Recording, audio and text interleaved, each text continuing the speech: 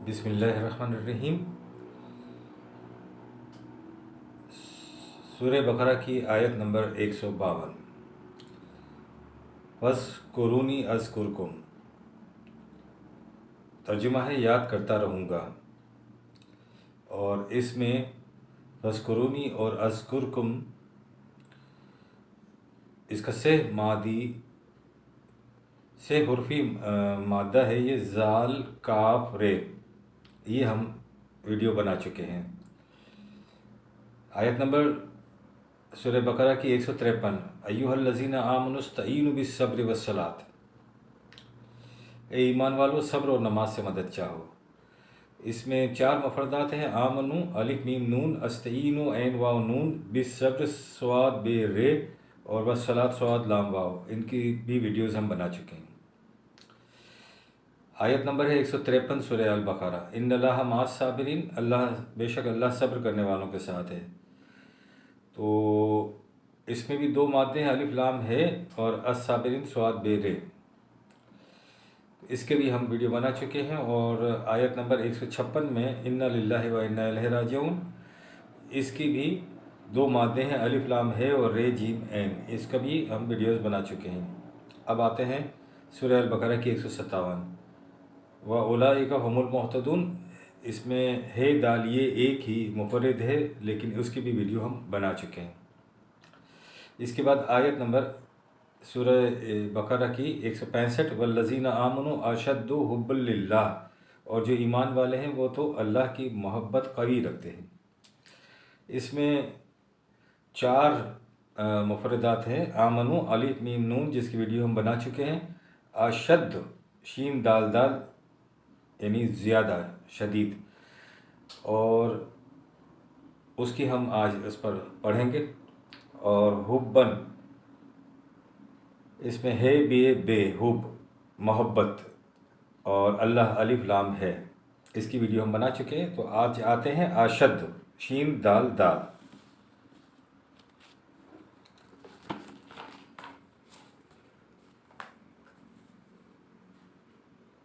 الشدۃ سختی اور صلابت کو کہتے ہیں۔ شدہ اس نے مضبوط اور محکم کیا، شیء شدید مشتد بہت مضبوط چیز۔ اشد کسی کو مضبوطی سے باندھ دینا، الشدۃ بہادری اور ثبات قلب، الشدید شجاع بہادر قوی، نیز بخیل کو بھی کہتے ہیں۔ چنانچہ انہو لحب الخیر لشدید 100/7 100/7 میں شدید کے معنی بخیل کے ہیں۔ الاشد سن بلوغ، سن رشید رشد، و اشدد علی قلوبہم 10/88 میں آتا ہے کہ معنی ہیں ان کے دلوں پر مہر کر دے۔ قرآن کریم میں سن بلوغ اور سن رشد کے لیے لفظ اشد اکثر مقامات پر آیا ہے، مثال کے طور پر 40/67 یعنی 67، 6/153 اور 17/34۔ سورہ نساء میں 4/6 میں یتیموں کے متعلق کہا گیا ہے کہ جب تک وہ نکاح کی عمر کو نہ پہنچیں ان کے مال کی نگرانی کرو، اور دوسرے مقامات جیسے 6/153 اور 17/34 میں کہا گیا ہے کہ ان کے مال کی حفاظت کرو جب تک وہ جوانی کو نہ پہنچے۔ اس سے ظاہر ہے کہ قرآن کریم کی روح سے نکاح کی عمر جوانی ہے، صغر سنی نہیں ہے، یعنی چھوٹے بچے کی نکاح نہیں ہو سکتی جو جوانی کی عمر کو نہ پہنچا ہو۔ 18/82 میں ان یتیموں کے متعلق جن کی دیواریں گر رہی تھیں اور جسے حضرت موسیٰ علیہ السلام اور ان کے رفیق سفر نے کھڑا کر دیا تھا، یہی کہا گیا ہے۔ 22/5 میں عام انسانوں کی جوانی کی حالت کے لیے یہ لفظ آیا ہے۔ 28/14 میں حضرت موسیٰ کے متعلق بھی یہی کہا گیا ہے۔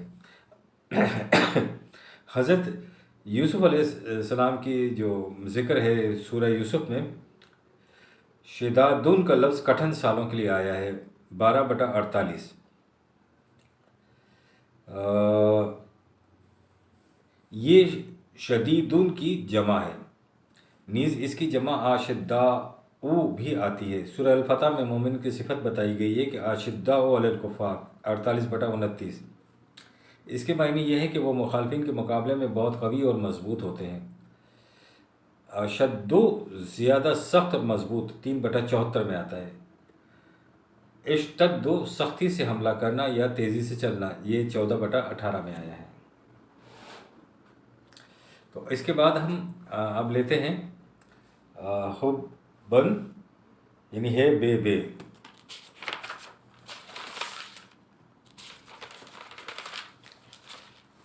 یہ تھوڑا سا تفصیل طلب ہے۔ الحبو المحباتو، صاحب محت نے لکھا ہے کہ اس مادے کے 5 معنی ہیں۔ سفیدی اور صفائی، یہاں سے حباب الاسنان لیا گیا ہے، یعنی دانتوں کی چمک۔ دوسرا معنی ہے بلند ہونا، ظاہر اور نمودار ہونا، یہاں سے حباب المائی لیا گیا ہے، یعنی پانی کا بلبلا۔ تیسرا ہے کسی چیز کا اپنی جگہ ٹھہرے اور جمے رہنا، یہاں سے حب البعیر حبا و احبا لیا گیا ہے، یعنی اونٹ اس طرح جم کر بیٹھ گیا کہ پھر نہ اٹھا۔ چوتھا معنی ہے کسی چیز کا خالص ہونا یا اس کا لب لباب اور حقیقی جوہر، جیسے حبات القلب، سویدائے دل کو کہتے ہیں۔ اور پانچواں ہے کسی کی حفاظت کرنا، اسے تھامے رکھنا۔ راغب نے لکھا ہے کہ محبت کے معنی اس چیز کو چاہنا کے ہیں جسے اچھا اور مفید پایا جائے۔ اس کے 3 پہلو ہیں، ایک تو لذت کے لیے ہے، جیسے مرد عورت سے محبت کرتا ہے۔ دوسری مفید اور نفع بخش مادی چیزوں کو چاہنا، اور تیسرا پہلو یہ ہے کہ فضل اور شرف مانوی امور سے متعلق ہے، یہ یعنی فضل اور شرف سے محبت رکھنا، جیسے اہل علم سے، اہل علم و فضل کی بنا پر ان سے محبت کی جاتی ہے، ایک دوسرے سے وہ لوگ محبت کرتے ہیں۔ کبھی محبت کے معنی ارادے کے بھی کیے جاتے ہیں، لیکن محبت میں ارادے سے زیادہ زور اور قوت پائی جاتی ہے۔ استحبہ، اسے چاہا پسند کیا، استحبہ علیہ، اسے اس پر ترجیح دی، 16/107 میں آتا ہے۔ قرآن کریم میں حبن کا لفظ کرہن کے مقابلے میں آیا ہے، وہاں اس کے معنی پسندیدگی کے ہیں، مثلاً 2/216 اور 49/7۔ یہ معنی کسی تشریح و توضیح کے محتاج نہیں ہیں، لیکن جہاں قرآن میں اللہ کی محبت کا ذکر آیا ہے وہ مقامات تشریح طلب ہیں۔ مثلاً سورہ بقرہ میں وَمِنَ النَّاسِ مَن يَتَّخِذُ مِن دُونِ اللَّهِ أَندَادًا تُحِبُّونَهُمْ كَحُبِّ اللَّهِ وَالَّذِينَ آمَنُوا أَشَدُّ حُبًّا لِلَّهِ، 2/165، یہ ہم ذکر پڑھ رہے ہیں۔ اور ایسے لوگ بھی ہیں جو خدا کے علاوہ اور قوتوں کو اس کا ہم سر قرار دے لیتے ہیں، اور ان قوتوں سے اس طرح محبت کرتے ہیں جس طرح اللہ سے محبت کی جاتی ہے، حالانکہ جو لوگ ایمان والے ہیں وہ اللہ کی محبت میں بہت بڑھ کر ہیں۔ یہ وہ ترجمہ ہے جو عام طور پر کیا جاتا ہے۔ اسی طرح سے سورہ آل عمران میں ہے، قُلْ إِن كُنتُمْ تُحِبُّونَ اللَّهَ فَاتَّبِعُونِي يُحْبِبْكُمُ اللَّهُ وَيَغْفِرْ لَكُمْ ذُنُوبَكُمْ وَاللَّهُ غَفُورٌ رَحِيمٌ قُلْ أَطِيعُوا اللَّهَ وَالرَّسُولَ فَإِن تَوَلَّوْا فَإِنَّ اللَّهَ لَا يُحِبُّ الْكَافِرِينَ، 3/30 اور 31۔ ان سے کہہ دو کہ اگر تم اللہ سے محبت کرتے ہو تو میرا اتباع کرو، اور وہ اللہ تم سے محبت کرے گا اور تمہارے قصوروں کو معاف کر دے گا، اور اللہ حفاظت کرنے والا اور رحم کرنے والا ہے۔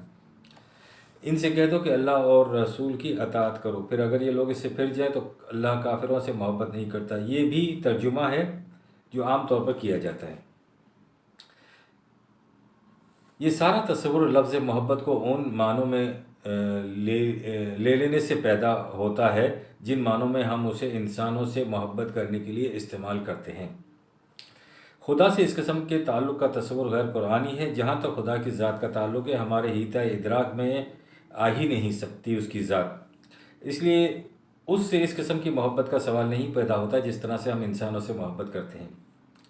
جس قسم کی محبت انسانی محبوب سے کی جاتی ہے، خواہ وہ کسی کی اولاد ہی کیوں نہ ہو، کسی اندیکھی چیز سے اس قسم کی محبت کا پیدا ہونا نفسیاتی طور پر ناممکن ہے۔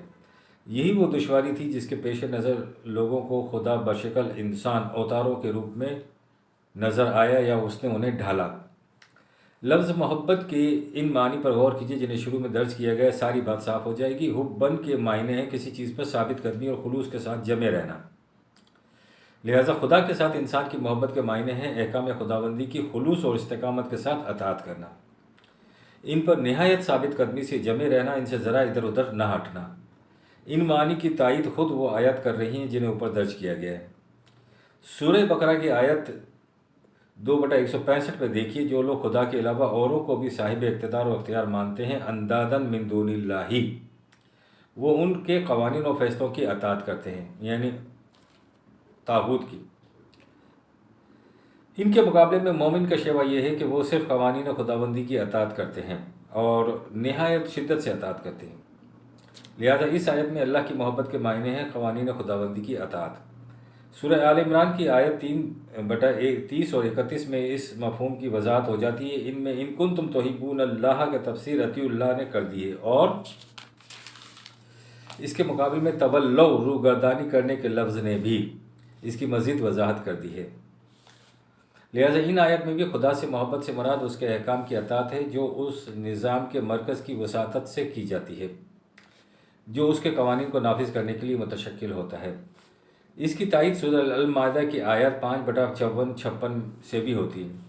ان آیات میں مومنین سے کہا گیا ہے کہ تم میں سے جو کوئی اس دین سے پھر جائے تو اسے سمجھ لینا چاہیے کہ خدا کا دین اس کی مدد کا محتاج نہیں ہے۔ وہ یہ خیال نہ کرے کہ اس نے اس دین کو چھوڑ دیا تو اس دین کو سنبھالنے والا کوئی نہیں رہے گا۔ اللہ ان کی جگہ ایسے لوگوں کو لے آئے گا یحبوہم و یحبونہ، جن سے خدا محبت رکھے گا اور خدا سے وہ محبت رکھیں گے، یعنی وہ لوگ اپنوں کے سامنے نہایت نرم اور مخالفین کے مقابلے میں غالب آنے والے ہوں گے۔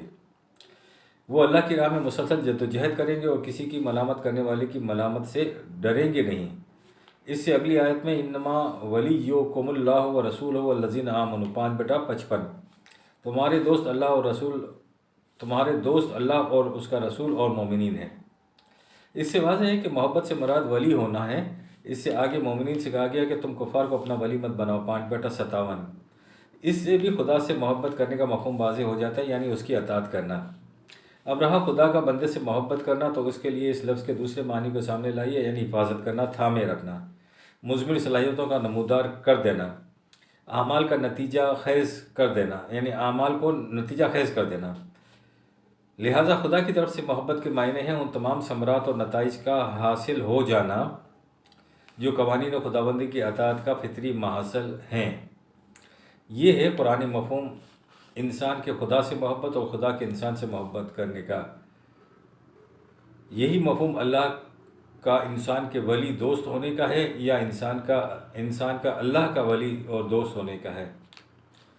ویسے حبن دانے کو بھی کہتے ہیں، اناج اور غلے کو بھی کہتے ہیں، 55/16 میں آیا ہے، اور حباتن واحد ہے، اور اس کا معنی بھی دانہ ہے، 2/261 میں آیا ہے۔ لہٰذا بہت شکریہ۔ ربنا تقبل منا انک انت السمیع العلیم۔